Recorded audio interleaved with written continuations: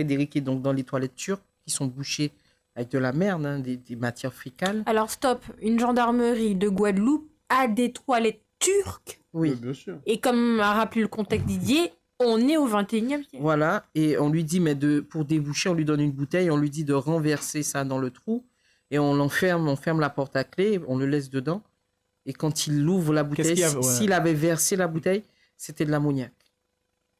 Et il est dans une pièce fermée et il n'y a pas de fenêtre. Il faut que...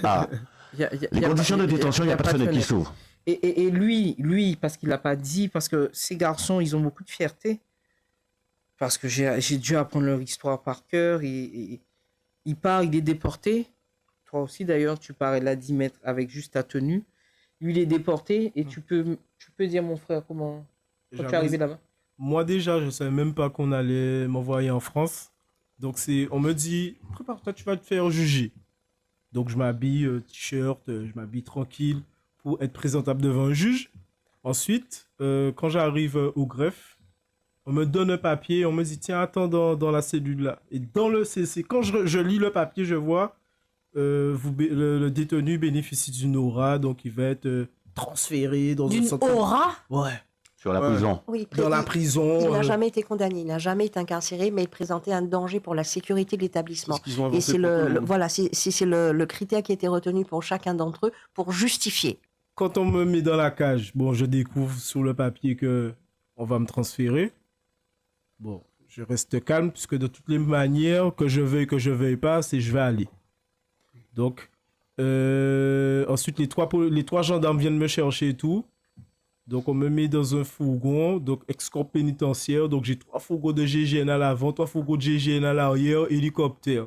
Avant ça, j'avais demandé de vérifier si j'avais tous mes effets. J'avais demandé de vérifier si j'avais tous mes effets. Et au final, j'ai demandé au responsable que je veux vérifier si j'ai tous mes affaires. Il m'a dit non, t'inquiète, on a tout pris. J'ai dit, mais laissez-moi vérifier. Il m'a dit non, t'inquiète, c'est déjà fermé, c'est déjà emballé, t'inquiète pas. De toute façon, j'ai pas le choix. Donc, arrivé en France, j'ai juste le t-shirt que j'ai sur moi avec mon pantalon. Donc, pas de doudou ni fait froid. Voilà, j'ai juste un t-shirt longue manche. Bon, je vais pas citer de marque, mais tout le monde connaît. Bon, j'ai ce t-shirt longue manche, j'arrive là-bas et je demande mes effets. Et en fait, on me dit, mais t'as qu'une boîte. Et dans la boîte, j'avais que des boxeurs. Mais j'avais pas mes vêtements, j'avais rien du tout. Donc j'ai dû rester au moins 1 semaine avec le même vêtement, le temps que ma famille essaie de trouver des gens en hexagone pour m'acheter des petites choses vite fait pour me faire parvenir. Parce c'est 1 semaine, c'est 1 semaine après que tu peux faire parvenir des trucs. J'ai eu la chance d'être prévenu que j'allais être transféré. Maintenant, il est à la retraite, donc je peux le dire. C'est grâce au chef de détention de l'époque à la prison de Basse-Terre qui vient me prévenir quelques jours avant, qui me dit, écoute, je veux pas que je te le dise, mais tu vas être transféré, donc fais ta famille ramener une valise avec doudoune, des vêtements chauds.